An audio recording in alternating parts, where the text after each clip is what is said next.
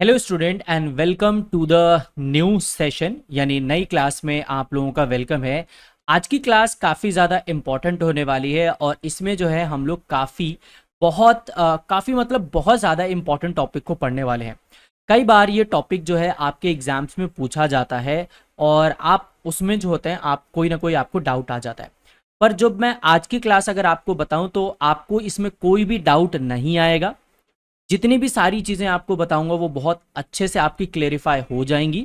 और अगर आपको फिर भी कोई डाउट रह जाता है तो आप ज़रूर से हमेशा कमेंट बॉक्स में बताना कि आपको कौन सी चीज़ या कौन सी चीज़ में डाउट रह गया हो, ताकि मैं उसको एक बार सिंप्लीफाई करके मैं आपको ज़रूर से बता सकूं।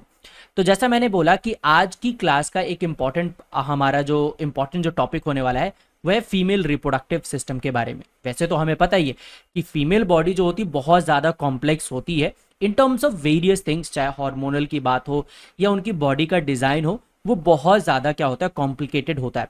फीमेल रिप्रोडक्टिव सिस्टम भी है, थोड़ा सा कॉम्प्लिकेटेड होता है पर बहुत आसानी से आप इनको क्या कर सकते हैं, समझ सकते हैं। और जितनी भी सारी चीज़ें आएंगी मैं आपको ज़रूर अच्छे से उनको समझाने की और बताने की कोशिश करूंगा, राइट। और आप भी बहुत ध्यान से सुनना, जो भी पेन पेपर नोटबुक लेके बैठना हो उनको साथ में लेकर बैठना, ताकि जो भी चीज़ें आप नोट करना चाहो इंपॉर्टेंट वो नोट कर सकते हैं। मैंने हर एक चीज़ आपको एक नोट के फॉर्म में बताई है। हर जगह जहां पर भी डायग्राम इंक्लूड हो सकता था वहां पे डायग्राम और कुछ फ्लो चार्ट भी जहां पर भी मुझे लगता है मैं ज़रूर उनको इंक्लूड करता हूं, राइट। इससे पहले जो था हम लोगों ने क्या किया था कि जो हमारा जो मेल रिप्रोडक्टिव सिस्टम था वो भी हम लोगों ने कवर अप कर लिया था, राइट। तो उसको भी आप जाके देखो, उसमें मैंने बेसिक से लेकर बिल्कुल आगे तक की बातें आपको बिल्कुल सिंपल तरीके से बताई हैं। तो आपको क्या करना है कि मेल रिप्रोडक्टिव सिस्टम जो है उसको भी आपको एक बार अच्छे से इससे पहले देख लेना है, अगर आप पूरी इस चीज की तैयारी कर रहे हो, राइट। सो चलो इसी नोट पे हम लोग स्टार्ट करते हैं। मेल रिप्रोडक्टिव सिस्टम जो ऑलरेडी कर लिया था और फीमेल रिप्रोडक्टिव सिस्टम जो अभी जो है हम लोग यहाँ पर स्टार्ट कर रहे हैं, राइट। सो स्टार्टिंग में जैसे मैंने आपको बताया था कि फीमेल रिप्रोडक्टिव सिस्टम काफी ज्यादा कॉम्प्लेक्स होता है, इवन उनकी पूरी बॉडी कॉम्प्लेक्स होती है। तो जैसे आज की जो हम लोग क्लास पढ़ेंगे इसमें भी हम लोग क्या है, फीमेल रिप्रोडक्टिव सिस्टम के बारे में पढ़ रहे हैं। और जैसे मैंने हर क्लास में आपको बताया है कि जिस तरीके से मेल रिप्रोडक्टिव सिस्टम में प्राइमरी ऑर्गन होता है, प्राइमरी सेक्स ऑर्गन होता है, ऐसे ही फीमेल के अंदर भी क्या होता है, प्राइमरी रिप्रोडक्टिव ऑर्गन होते हैं या सेक्स ऑर्गन होते हैं, जो कि यहां पर क्या है, ओवरीज है, राइट। क्या है यहां पर, ओवरीज। तो ये क्या करेंगे, मेल गैमीट प्रोड्यूस करेंगे। और हम आगे आगे जाके पढ़ेंगे कि या तो आप इनको एग बोल दीजिए या तो जो होगा ओवम, यहां पर ये क्या करेंगे, प्रोड्यूस करेंगी। तो प्राइमरी सेक्स ऑर्गन आपका क्या होगा, जो कि ओवरी या ओवम से यहां पर रिलेटेड रहेगा और जो कि प्रोड्यूस करेगा। सेकेंडरी सेक्स ऑर्गन की अगर मैं बात करता हूं यहां पर, तो क्या होगा कि यानी ये सेक्सुअल रिप्रोडक्शन के लिए जरूरी है, मेन नहीं है पर हाँ ये बहुत इंपॉर्टेंट रोल रहता है, जो कि सेकेंडरी सेक्स ऑर्गन्स आपको यहाँ पर देखने को मिल जाते हैं। तो सबसे पहले अगर हम सेकेंडरी सेक्स ऑर्गन की अगर हम लोग बात करेंगे तो इसमें आपको मिलेगा एक्सेसरी डक्ट्स। क्या मिलेंगे इसमें आपको, एक्सेसरी डक्ट्स। एक्सेसरी डक्ट का मतलब क्या होता है कि ये कुछ ट्यूब जैसे स्ट्रक्चर्स होंगे जो हेल्प करेंगे। जैसे सबसे पहला आता है पेयर ऑफ ओविडक्ट्स, ध्यान रहे हम इनके बारे में डिटेल में पढ़ेंगे पर अभी ये सिंपल सा एक पॉइंट है, राइट। तो ये पेयर ऑफ ओविडक्ट्स होते हैं और यानी ये क्या है, फेलोपियन ट्यूब्स यहाँ पर रहते हैं। इसके अलावा आपको यहाँ पे देखने को मिलेगा यूट्रस। इसके अलावा हम जो पढ़ेंगे वो होगा सर्विक्स के बारे में, साथ में हम लोग वेजाइना के बारे में भी पढ़ेंगे और एक्सेसरी ग्लैंड जैसे कि हम मेमोरी ग्लैंड के बारे में पढ़ेंगे। मैं इसको सबसे एंड में मैंने जानबूझ के रखा है ताकि आपको ये थोड़े से इससे अलग होते हैं, इसलिए मैं उसको वहीं पर अलग से आपको बताऊंगा। इसके अलावा आता है एक्सटर्नल जेनिटिलिया यानी वल्वा के बारे में हम लोग पढ़ेंगे, जिसके अंदर जो होगा आपको mons pubis, labia majora, labia minora, clitoris और हाइमन आपको यहाँ पर देखने को मिल जाएगा, राइट। हाइमन आपको देखने को मिल जाएगा। तो हमने यहाँ पर स्टार्टिंग में क्या पढ़ना है, प्राइमरी सेक्स ऑर्गन के बारे में पढ़ना है, सेकेंडरी सेक्स ऑर्गन के बारे में पढ़ना है, एक्सटर्नल जेनिटिलिया या फिर वल्वा के बारे में हमें यहाँ पर क्या करना है, पढ़ना है यहाँ पर, राइट। तो चलो आगे बढ़ते हैं और उसको मैं और आके एक एक करके डिटेल में हम लोग यहाँ पर पढ़ते हैं। तो सबसे पहले जैसे देखो कि आपके सामने यहाँ पर फीमेल रिप्रोडक्टिव सिस्टम का एक जर्नल सा डायग्राम है, जिससे आप बहुत सारी चीजें क्या कर सकते हैं, समझ सकते हैं। यहाँ पर मैंने कुछ येलो कलर के कंपोनेंट्स को आपको हाईलाइट कर रखा है। तो अगर आपको कोई भी प्रॉब्लम आती है तो मेन जो आपके सामने यहाँ पर लेयर्स आप देख सकते हैं या सारी पॉइंट्स देख लेते हैं। सबसे पहला अगर मैं बात करूं तो जो हमारा प्राइमरी रिप्रोडक्टिव ऑर्गन है वो क्या है, हमारे पास ओवरी। तो ओवरी क्या है, हमारे पास प्राइमरी रिप्रोडक्टिव ऑर्गन होता है, जो कि हमने यहां पर पढ़ा हुआ है कि वो क्या करता है कि ओवम प्रोड्यूस करता है। क्या प्रोड्यूस करता है? ओवम। और ये जो ओवम होगा आपका क्या होगा कि एवरी मंथ रिलीज होगा, राइट। यहां पर क्या होगा, late me erase this, right. तो यहां पर क्या होगा कि ये जो ओवम जो होगा वो क्या होगा कि एवरी मंथ ये रिलीज होगा, राइट। एवरी मंथ जो होगा वो क्या होगा, यहां पर रिलीज होगा, राइट। एवरी मंथ ये रिलीज होगा और ये मेंस्ट्रुअल साइकिल का ये पार्ट होगा जो कि हम आगे जब टॉपिक आएंगे उनको हम लोग यहां पर क्या करेंगे, कवर अप करने वाले हैं, राइट। उनको हम आगे क्या करेंगे, कवर अप करेंगे। इसके बाद आता है ओवरी के बाद जो नेक्स्ट ऑर्गन हमारे पास जो काफी ज्यादा इंपॉर्टेंट हो जाता है वो हो जाता है यूट्राइन कैविटी, या सिंपल अगर हम बात करें तो यहां पर क्या आता है, यूट्रस, राइट, यूट्रस। अब यूट्रस के बाद और कौन कौन से इंपॉर्टेंट ऑर्गन होते हैं, वो होता है हमारा fallopian tube, right. Fallopian tube जिसके 3 पार्ट्स हैं, आगे हम अभी आगे डिटेल में पढ़ने वाले हैं। और इसको हम लोग जो है ओविडक्ट भी बोल देते हैं। क्या बोल देते हैं हम लोग? ओविडक्ट भी हम लोग यहां पर बोल देते हैं। तो फेलोपियन ट्यूब, ओविडक्ट होते हैं जिनके अलग अलग पार्ट्स हैं। चिंता मत करो, सारी चीजें आगे हम लोग डिटेल में पढ़ने वाले हैं और सब चीजों को आपको डिटेल में मैं आपको यहां पर बताऊंगा भी, राइट। तो ये होता है आपका फीमेल रिप्रोडक्टिव जो ट्यूब यानी फेलोपियन ट्यूब यानी ओविडक्ट के बारे में बात कर रहे हैं, राइट। इसके अलावा मैंने आपको पहले बताया ओवरी, फेलोपियन ट्यूब, यूट्रस, और इसके अलावा जो आते हैं वजाइना, राइट, और इसके बाद सर्विक्स। तो अगर आप मोटे मोटे तौर से देखेंगे तो यही मेन ऑर्गन होते हैं किसी भी फीमेल रिप्रोडक्टिव ऑर्गन में। पहला आपका हो गया ओवरी, फिर फेलोपियन ट्यूब, फिर उसके बाद यूट्रस, सर्विक्स और वेजाइना। यही मेन मेन इंपॉर्टेंट होते हैं। बाकी और भी हैं, उन सबके बारे में डिटेल में पढ़ेंगे और सारी चीजों को अच्छे से आपको यहां पर बताऊंगा। कोई डाउट आएगा तो जरूर मुझे यहां पर बताना, ठीक है। तो अगला जो चीज है, हम लोग पहला स्टार्ट करेंगे ओवरीज के बारे में, राइट। ओवरीज के बारे में देखो, तो ओवरी जैसे आप देखोगे कि मैंने आपके लिए यहां पर क्या किया, हर एक डायग्राम में जहां होता था, देखो आप देखोगे तो ये दोनों साइड प्रेजेंट है और मैंने आपको यहां पर येलो कलर से इसको हाईलाइट भी कर रखा है। तो जैसा हमने स्टार्टिंग में ही पढ़ा था कि ओवरीज जो होती हैं वो क्या होती हैं, प्राइमरी फीमेल सेक्स ऑर्गन होती हैं। क्या होती हैं? प्राइमरी फीमेल सेक्स ऑर्गन होते हैं। कहने का मतलब क्या है कि वही ऑर्गन है जो फीमेल के अंदर सारे, अगर ये नहीं रहेगा तो कुछ नहीं होगा भाई। ओवरीज ओवम नहीं बनाएंगे तो कुछ क्या ही फायदा। तो ओवरीज क्या है? प्राइमरी फीमेल सेक्स ऑर्गन है। क्या करती हैं? ओवम प्रोड्यूस करती हैं और साथ में क्या करते हैं, कुछ ओवेरियन हार्मोन भी सिक्रीट करते हैं। क्या सिक्रीट करती हैं? ओवेरियन हार्मोन भी यहां पर सिक्रीट करती हैं। जैसे हमने मेल में पढ़ा था कि एंड्रोजन्स होते हैं, टेस्टोस्टेरोन, राइट। ऐसी फीमेल के जो भी हार्मोन रहेंगे जिसके बारे में हम एस्ट्रोजन और प्रोजेस्टेरोन, उसके बारे में यानी ये चीजें ये सिक्रीट करती हैं। अगर आप इसके बारे में आप एक चीज नोटिस करोगे तो आप देखोगे यहां पर कि ओवरीज जो है दोनों साइड में आपको नजर आ रहे हैं, राइट। यानी आपको लेफ्ट और राइट साइड में आपको दोनों तरफ नजर आ रहे हैं, जो लोअर अबडोमेन में आपको देखने को मिलेगा, यानी नीचे वाले हिस्से में आपको ये देखने को मिल जाएंगे। अगर आप ओवरीज की शेप देखोगे तो आपको ध्यान रखना कैसी शेप होती है, आमंड लाइक। यानी जब आप एग्जाम की तैयारी कर रहे होगे एमएनएस की, तो आपको क्या होगा, यहां पर ये क्वेश्चन पूछा जाता है आपसे कि बताओ किस शेप की होती हैं, तो आपको वहां पर ये बताना होगा कि ये कैसे होती है, आमंड शेप की होती है। और इनकी क्या लेंथ जो होती है अप्रोक्सीमेटली कितनी होती है, 2 to 4 सेंटीमीटर होती है। कितनी होती है भाई? 2 to 4 सेंटीमीटर इन लेंथ ये हो सकती है। तो इसमें से सबसे इंपॉर्टेंट क्या है, तो आपको ध्यान रखना है कि ये प्राइमरी सेक्स ऑर्गन है होता है जो कि ओवम प्रोड्यूस करता है और हार्मोन्स प्रोड्यूस करता है, दोनों साइड में आपको नजर आता है। और इसके अलावा यहां पर क्या होता है कि ये आमंड शेप का और 2.2 से या 4 सेंटीमीटर यानी 2 से 4 सेंटीमीटर के बीच में इसकी लेंथ हो सकती है। ये रहा ओवरीज के बारे में। इसके अलावा जो मैंने आपको नेक्स्ट जो इंपॉर्टेंट पार्ट बताया था यहां पर, वो ये था कि फेलोपियन ट्यूब या फिर ओविडक्ट के बारे में, राइट। आप देखो मैंने आपके राइट हैंड साइड पर मैंने सारी चीजें आपके लिए यहां पर मार्क कर दी है। एक एक पॉइंट सारी चीजें आपको बताने जा रहा हूं, नोट जरूर करते रहना, इंपॉर्टेंट है, आपके बहुत ज्यादा ये काम में आने वाला है, ठीक है। तो सबसे पहले मैं अगर आपको यहां पर बता दूं कि ये क्या होती हैं, 2 ट्यूब्स होती हैं। जरा मैं आपको इसको हाईलाइट करके दिखा देता हूं और मैं इसमें क्या करता हूं कि जो एक अलग कलर लेता हूं। देखो सबसे पहले अगर आप देखोगे तो ये आपको 2 ट्यूब्स यहां से ऐसे आपको दिखाई दे रही, राइट। आपको ये 2 ट्यूब्स यहां पर अच्छे से दिखाई देंगी और साथ में यहां पर भी क्या होगा कि आपको ये 2 ट्यूब्स आपको यहां पर दिखाई देंगे, राइट। ये दोनों ट्यूब जो होंगी आपको अच्छे से यहां पर दिखाई देंगी। तो ये 2 ट्यूब हैं, राइट। मैं इसको दोबारा से इसका कलर चेंज कर देता हूं, राइट। और आप देखो यहां पर कि सबसे पहले तो ये क्या है, दो स्मॉल ट्यूब है जिनकी लेंथ जो होती है 10 से 12 सेंटीमीटर होती है। कितनी होती है? 10 से 12 सेंटीमीटर की लेंथ होती है। और ये क्या करते हैं कि दोनों साइड पे ये लोकेट होते हैं। जैसे मैंने अभी आपको बोला कि यहां पर राइट साइड और लेफ्ट साइड में आपको दोनों साइड में ये देखने को मिलेंगे। अब कई बार आपसे ये क्वेश्चन पूछा जाएगा कि जो इसकी ओपनिंग होती है, जो इसकी जो ओपनिंग होती है वो कैसी होती है। तो अगर आप देखोगे तो ये कैसे होते हैं, फनल शेप्ड। ये इसकी जो ओपनिंग होती है, opening of the fallopian tube forms funnel shaped structure which is called as infundibulum. और आप देखो यहां पर आपको ये दिखाई दे रहा है कि ये क्या है, infundibulum. Let me erase this, right.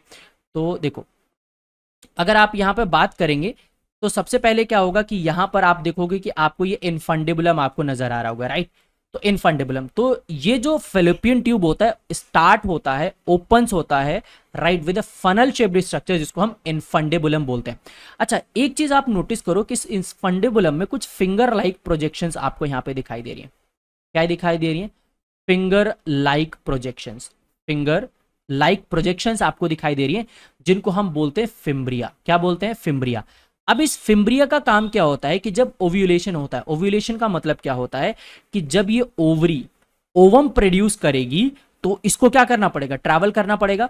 तो ये यहां से क्या करेगी, मैं इसको एक दूसरा कलर लेके आपको यहां पे समझा देता हूं। देखो, तो अब ये जो ओवम होगा ना वो यहां से ट्रैवल करेगा और इसको ये जो फिम्ब्रिया है ना, ये फिम्ब्रिया इसको कैच कर लेंगे और आगे का प्रोसेस करवाएंगी। तो ये जो फिंगर लाइक प्रोजेक्शंस आप देख रहे हो, इसका काम क्या होता है कि ओव्यूलेशन के दौरान फिम्ब्रिया उसको कलेक्ट करते हैं और फिर आगे इनफंडिबुलम, एम्पुला और इस्थमस के पास वो क्या करते हैं, पास आउट यहां पर कर देते हैं। तो ये तो रहा, राइट। अभी आगे और बात करेंगे। तो अभी हमने यहां पे पढ़ा इनफंडिबुलम के पास क्या होता है, फिंगर लाइक प्रोजेक्शंस होती हैं जो कि फिम्ब्रिया बोलते हैं, और वो क्या करते हैं कि ओव्यूलेशन के दौरान ओवम को वो क्या करते हैं, कैच करते हैं और आगे का प्रोसेस करवा देते हैं, राइट। अब इसके बाद अगर मैं आगे आपको यहां पर बात बताऊं, राइट, तो आप देखोगे कि मैंने आपको येलो कलर से यहां पर भी आपको बहुत सारी चीजें हाईलाइट कर रखी। क्या कर रखा है मैंने यहां पर कि इनफंडेबुलम, जैसे आपको यहां पर मैंने पहला पार्ट बताया, इनफंडेबुलम आगे एक थोड़े और चौड़े यानी वाइडर पार्ट में ओपन होता है, राइट, जिसको हम यहां पर क्या बोलते हैं, एम्पुला। क्या बोलते हैं? एम्पुला। ये इनफंडेबुलम से थोड़ा वाइडर होता है और फिर फाइनली क्या होता है कि इस्थमस फाइनल सेगमेंट यहां पर आ जाता है और ये पतला होता है पहले से, और फाइनली ये कहां पर आके ओपन हो जाएगा, यूट्रस के अंदर यहां पर आ जाएगा, राइट, यूट्रस के अंदर। तो एक चीज आपको यहां पे क्या ध्यान रखनी है, क्या ध्यान रखनी है, मैं आपको बता देता हूं। सबसे पहली चीज आप देखो कि इनफंडेबुलम, एम्पुला और इस्थमस तीनों मिलाकर क्या बनाते हैं, फेलोपियन ट्यूब। तो इस्थमस, एम्पुला और इनफंडेबुलम तीनों मिलाकर क्या बनाते हैं, फेलोपियन ट्यूब बनाते हैं। अच्छा, एक बार क्वेश्चन भी आता है, आपसे पूछा जाता है कि बताओ फर्टिलाइजेशन कहां पर होता है। तो इसके दो आंसर आप दे सकते हो। पहला डिपेंड करता है कि हमें क्या क्या चॉइसेस दे रखिए। पहला आता है हमारे पास फेलोपियन ट्यूब, सिंपल, जो हम बच्चों वाली क्लास में पढ़ते हैं उसमें। अगर वहां पर ये पूछता है कि बताओ कि एक्चुअल में कहां पर आता है, और एक ऑप्शन आपका ऐसा दिया जाता है जिसमें पूछा जाता है, तो यहां पर एक स्पॉट होता है जिसको हम बोलते हैं, मैं नीचे लिख देता हूं, इसको बोलते हैं एम्पुलरी, राइट। मैं इसको थोड़ा सा इरेज कर देता हूं, राइट, यस। तो यहां पर जो आपको देखने को मिलता है वहां पर ये क्या रहता है कि एम्पुलरी, राइट। सो यहां पर है हमारे पास ampullary, ampullary isthmic junction, ampullary isthmic junction में एक्चुअल में फर्टिलाइजेशन होता है। एक आंसर ये सकते हो। दूसरा, अगर नॉर्मल में अगर आपको सिर्फ बोला गया है कि बताओ अगर उसमें फेलोपियन ट्यूब है, फेलोपियन ट्यूब, देखो अगर मान लो कि क्वेश्चन है जिसमें एम्पुलरी इस्थमिक जंक्शन है सिर्फ ऑप्शन, तो वो टिक करना, फेलोपियन ट्यूब है तो इसको टिक करना। पर अगर दोनों ही ऑप्शन दे रखे हैं तो जो एक्यूरेट आंसर होगा वो आपका एम्पुलरी इस्थमिक जंक्शन होता है। यहां पर एम्पुलरी इस्थमिक जंक्शन आपको देखने को मिल जाता है, राइट। तो ये हमने किसके बारे में पढ़ा था, हमने पढ़ा था ओविडक्ट यानी फेलोपियन ट्यूब्स के बारे में पढ़ा था, जो इंपॉर्टेंट पॉइंट मैंने आपको सारे यहां पर बताए, राइट। अब आते हैं हमारा अगला पार्ट यानी यूट्रस, बड़ा ही काम का इंपॉर्टेंट चीज होता है यहां पर, राइट। अब ध्यान से समझना, सबसे पहली बात आपको देखो कि अगेन जो है मैंने आपके लिए यहाँ पर क्या किया है कि इसको हाईलाइट कर दिया है और येलो कलर का मैंने हाईलाइट इसको करके रखा हुआ है। जहां पे भी इंपॉर्टेंट डायग्राम या कोई मार्किंग होगी मैं आपको वो समझाते जाऊंगा और दिखाते भी जाऊंगा ताकि आपको कोई डाउट ना आए। ये जो आप स्ट्रक्चर अंदर की तरफ दिखाई दे रहे हैं ना, इसी को हम यूट्रस या फिर वॉर्म और हिंदी में बोले एग्जैक्टली तो गर्भाशय होते हैं, राइट। गर्भाशय हम लोग इसको बोलते हैं। तो यहां पर ये क्या हुआ कि यूट्रस है, राइट। यूट्रस, यूट्रस क्या होता है? सिंगल, एक ही होता है। हॉलो यानी हॉलो होता है, मस्कुलर स्ट्रक्चर। और आपके एग्जाम से रिलेटेड एक क्वेश्चन पूछा जाता है, pear shaped structure. Pear shaped structure होता है, बहुत ही इंपॉर्टेंट है, पूछा जाता है यहां पर, राइट। और ये यूरिनरी ब्लैडर और रेक्टम के बीच में यहां पर प्रेजेंट रहता है, राइट। अब जो आगे आपको बात बताने वाला हूं वो बहुत ज्यादा इंपॉर्टेंट है, ध्यान से सुनना। जब आप यूट्रस के लोअर पार्ट पे आओगे तो वहां पर आपको एक स्ट्रक्चर दिखाई देगा जिसको बोलते हैं सर्विक्स। यानी ये क्या है? यहां पर क्या होता है? नैरो रीजन होता है। ये जो सर्विक्स है ये यहां पर क्या है? नैरो है, काफी ज्यादा। क्या है यहां पर? काफी ज्यादा नैरो होता है, इसको सर्विक्स बोलते हैं, राइट। अब उसके नीचे आप देखोगे तो ये जो सर्विक्स है, सर्विक्स के नीचे आपको क्या दिखाई देगा? Canal, right. So cavity of the cervix, यानी जो सर्विक्स है उसका जो रास्ता है उसको हम लोग क्या बोलते हैं? Cervical canal, cervical canal. और ये बर्थ कैनाल फॉर्म करता है। अच्छा, बर्थ कैनाल का मतलब क्या है? जरा मैं आपको यहां पर हाईलाइट करके बता देता हूं। मैंने आपके लिए सिंप्लीफाई करके यहां पर लिख दिया है।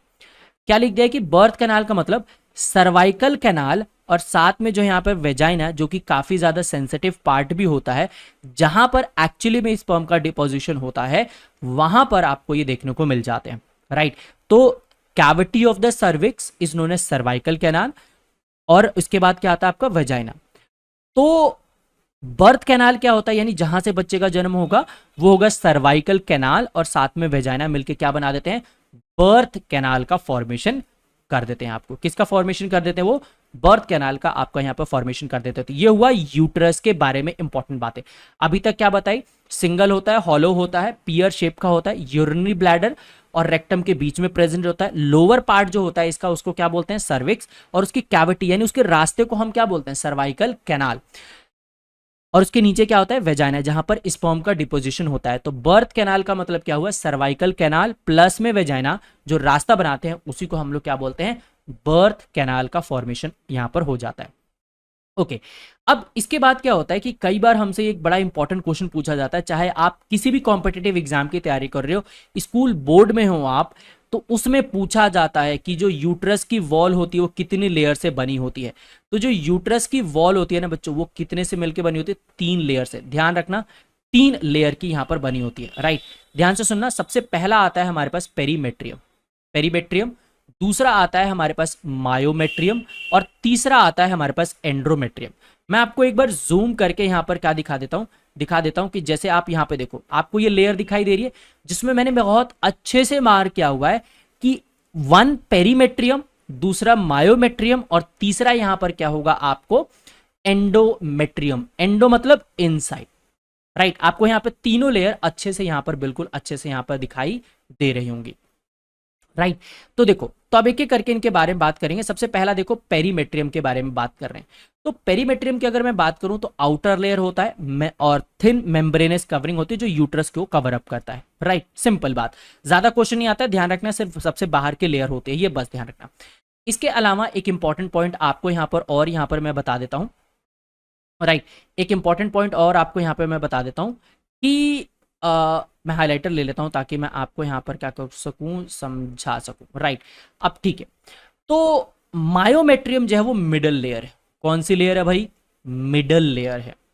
और इसके अंदर स्मूथ मसल फाइबर्स होते हैं। कौन से होते हैं? Smooth muscle fibres. अब इससे रिलेटेड आपको ना एक क्वेश्चन पूछा जाता है। क्या क्वेश्चन पूछा जाता है?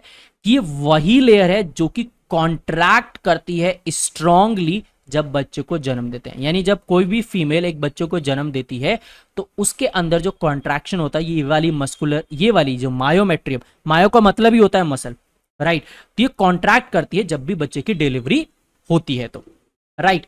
इसके अलावा अगर मैं बात करता हूं यहां पर कि फोर्थ पॉइंट जो मैं आपको यहां पर बता रहा हूं, राइट, फोर्थ पॉइंट यानी सॉरी तीसरा, एंडोमेट्रियम। एंडोमेट्रियम की सबसे इनर लेयरिंग होती है।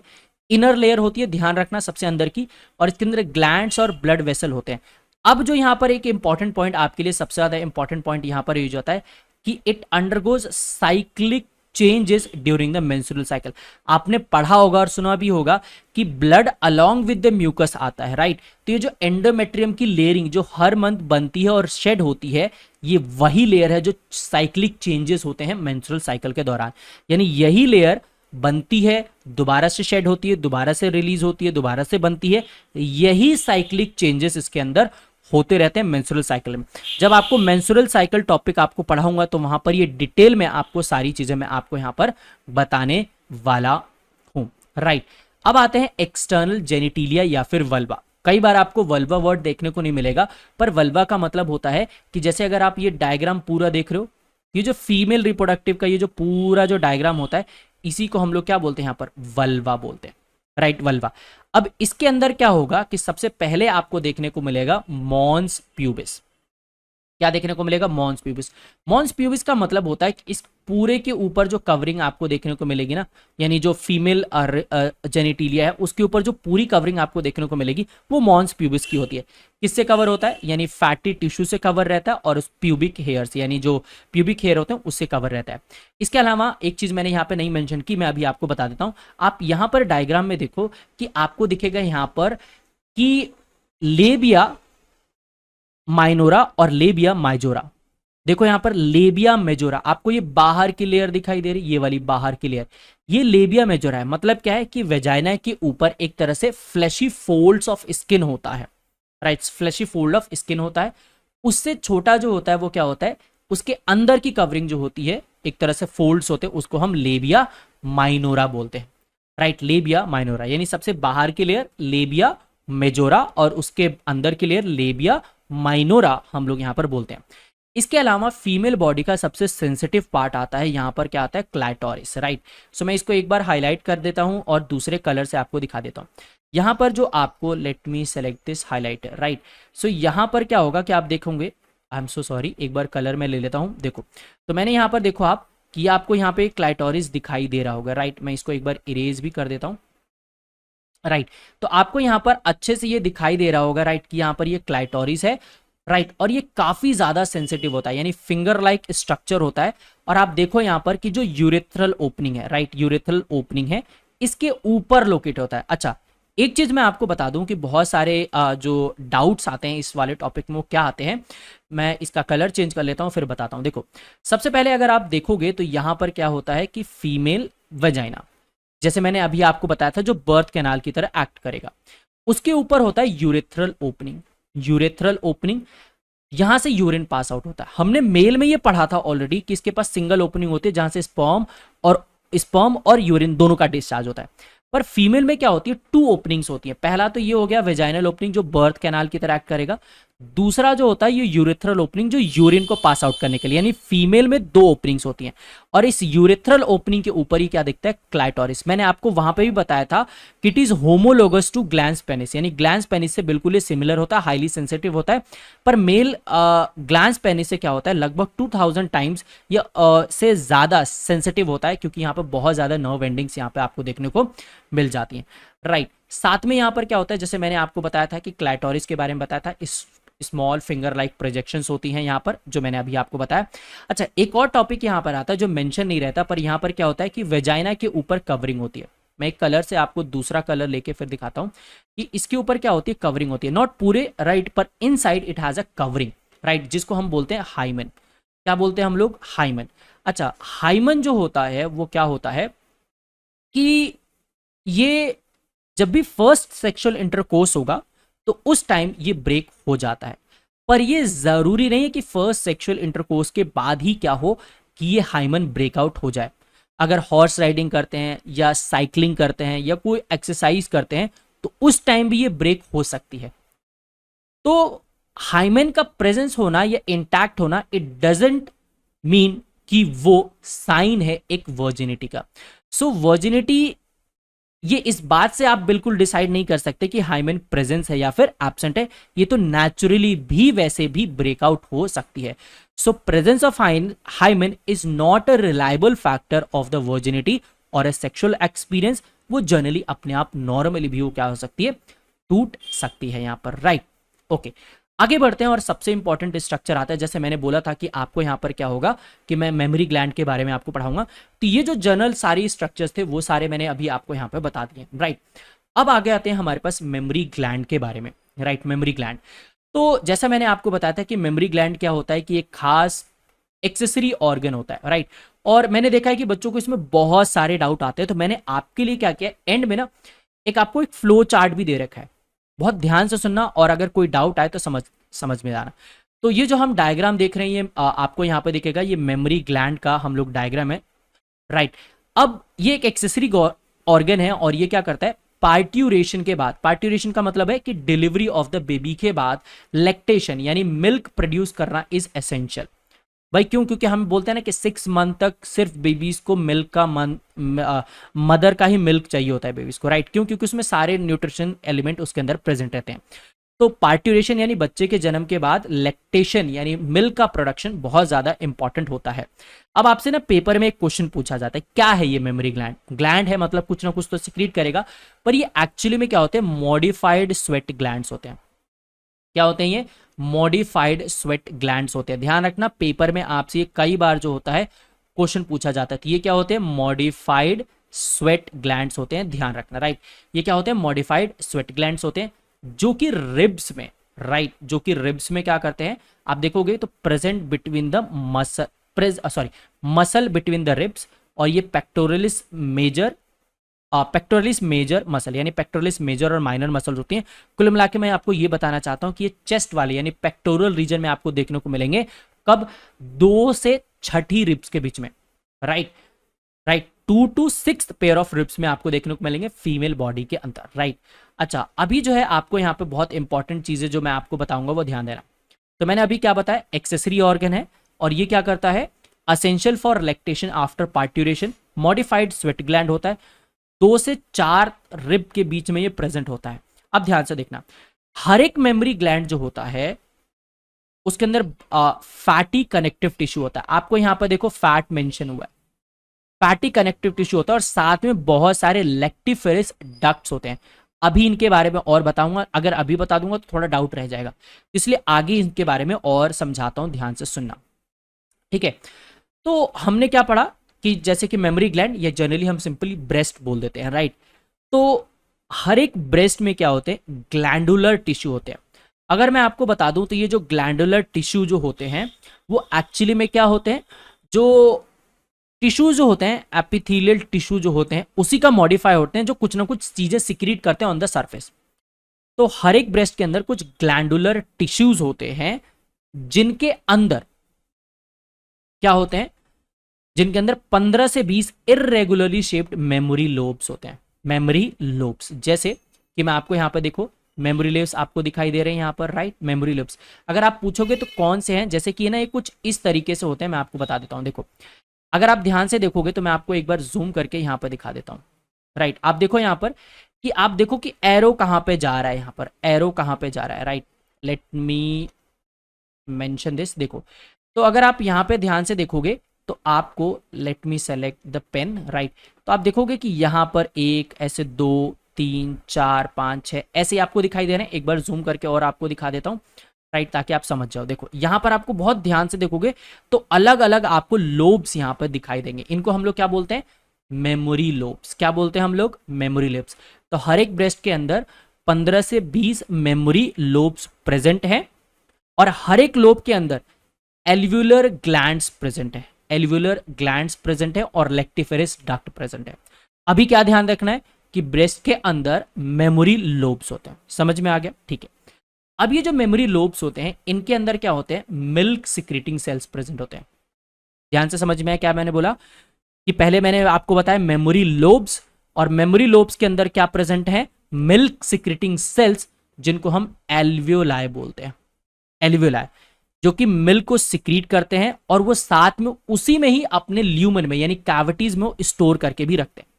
अगर आप देखोगे तो अगर मैं आपको यहाँ पे जूम करके दिखाऊं तो आप ये देखो लिखा है ना मेमोरी एल्व्यूलस, तो आपको एक एक जो सेल दिखाई दे रहे हैं ना वो एल्व्यूला है। यहीं पर मिल्क प्रोड्यूस होगा और यहीं पर स्टोर होगा टेम्पोरली। राइट। तो आपको यहाँ पे समझ में आ गया। तो एक चीज आप ध्यान दो कि आपको यहां तक आपने बहुत अच्छे से समझ लिया है, राइट। क्या समझा कि ब्रेस्ट के अंदर मेमोरी लोब्स हैं, उन मेमोरी लोब्स के अंदर आपको ये छोटे छोटे सेल्स दिखाई दे रहे हैं जिनको एल्विलाई बोलते हैं, जो कि मिल्क सिक्रीट करते हैं, राइट, मिल्क सिक्रीट करते हैं। अब हर एक एल्विलाई आपको ये छोटे छोटे पाइप्स दिखाई दे रहे हैं। पाइप्स मतलब जनरल आपको समझाने के लिए बता रहा हूं कि छोटे छोटे स्ट्रक्चर्स दिखाई दे रहे होंगे, जिनको हम लोग क्या बोलते हैं यहां पर, मेमोरी ट्यूब्यूल्स। पर आप बोलोगे सर यहां तो है नहीं मेमोरी ट्यूब्यूल्स, राइट। मैं आपको दिखाता हूं कि मेमोरी ट्यूब्यूल्स कहां पर यहां पर देखने को मिलते हैं। देखो सबसे पहले आप यहां पे देखो कि सबसे पहले आपने मेमोरी लोब्स थे, राइट, आपने यहां पे देखा मेमोरी लोब्स के अंदर क्या थे, एल्वियोलाई थे। एल्वियोलाई मिल्क सिक्रीटिंग ग्लैंड थे जहां पर यहां पर स्टोर हुआ था। अब इसके बाद क्या होगा कि ये जो छोटे छोटे स्ट्रक्चर्स मैंने आपको बताए थे ना, वो क्या थे, मेमोरी ट्यूब्यूल्स। बहुत सारे मेमोरी ट्यूब्यूल्स ज्वाइन होके बनाते हैं मेमोरी डक्ट। अब बहुत सारे हैं ना यहां पर छोटे छोटे, तो वो छोटे छोटे जो ट्यूब बना रहे हैं एक, उनका हम मेमोरी ट्यूब्यूल बोला। और ये जब बहुत सारे मेमोरी ट्यूब्यूल्स कंबाइन हो गए तो क्या बना हमारे पास, मेमोरी डक्ट। यानी मेमोरी डक्ट क्या है, is formed when tubules emerging from each lobe. हर एक लोब से जब ज्वाइन हो गए तो वही क्या बन गया हमारे पास, mammary duct, right, mammary duct. अब इसके बाद देखो एक छोटा सा स्ट्रक्चर आपको यहां पे दिखाई दे रहा होगा ना, एम्पुला, है ना, एम्पुला। तो क्या होता है, जब बहुत सारे मेमोरी डक्ट्स मर्ज होते हैं या कंबाइन होते हैं तो मेमोरी एम्पुला बनती है, राइट। मैं इसको एक बार हाईलाइट भी कर देता हूं यहां पर, राइट। तो यहां पर क्या होगा, आपको एम्पुला बनेगा। तो पहले क्या हुआ था, एल्वियोलर, आपको सबसे पहले, अभी मैं आपको एक बार बता दूंगा एंड में। तो यहां पर क्या होगा, मेमोरी लोब्स होते हैं, उसके बाद एल्वियोलाई होते हैं, उसके अंदर मिल्क का प्रोडक्शन होता है, फिर बहुत सारे मेमोरी ट्यूब्यूल्स बनते हैं, ट्यूब्यूल के बाद मेमोरी डक्ट बनते हैं, और फिर वो एम्पुला वाले एक बड़े स्ट्रक्चर में आते हैं। और ये जो मेमोरी एल्पुला होता, मेमोरी एम्पुला जो होता है, वो लैक्टिफेरस डक्ट बनाता है जहां से मिल्क सक आउट किया जाता है, राइट, मिल्क सक आउट किया जाता है। जो बेबी होता है यहीं से मिल्क को सक आउट करता है।